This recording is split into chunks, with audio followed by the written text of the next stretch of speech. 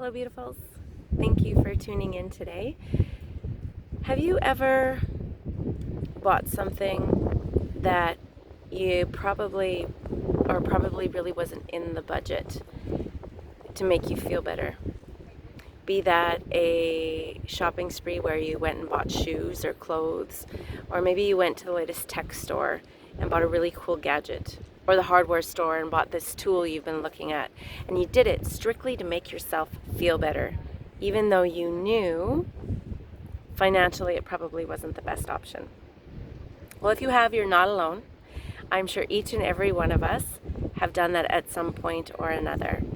And quite often people confuse that action of buying something or by having an experience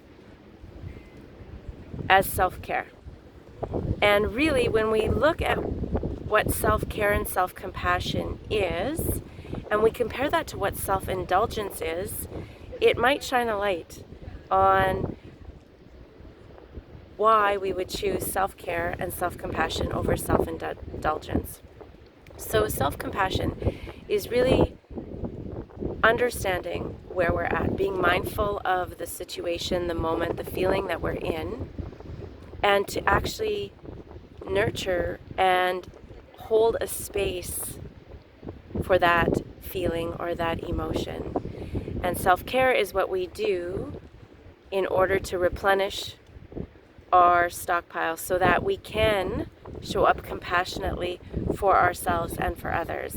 Self-indulgence, however, is when we actually really try to avoid feeling what we're feeling. And we do that by trying to make ourselves feel good in some other way.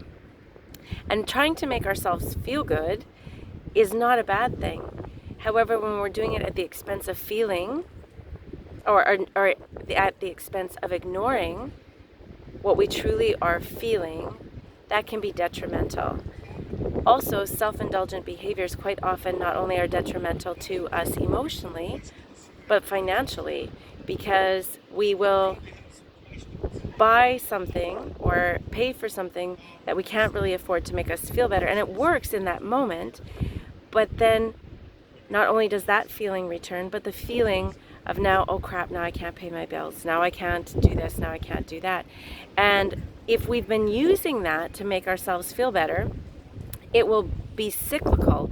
And so in that place of stress and anxiety over finances and over the emotion that we're trying to ignore or suppress, we'll likely do that same behavior again and again and again, and just creating a bankruptcy of both finances and of emotion. Whereas when we step into the place of, yes, this emotion is uncomfortable, but I'm going to find a way to soothe it and at the same time understand it, recognize it, and feel it. Two very, very different aspects.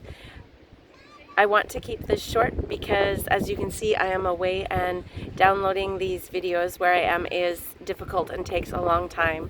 So thank you for stopping by today. Just a brief description on the differences between self-indulgence and self-care and compassion. So until we speak again, please stay nourished, hydrated, and well rested.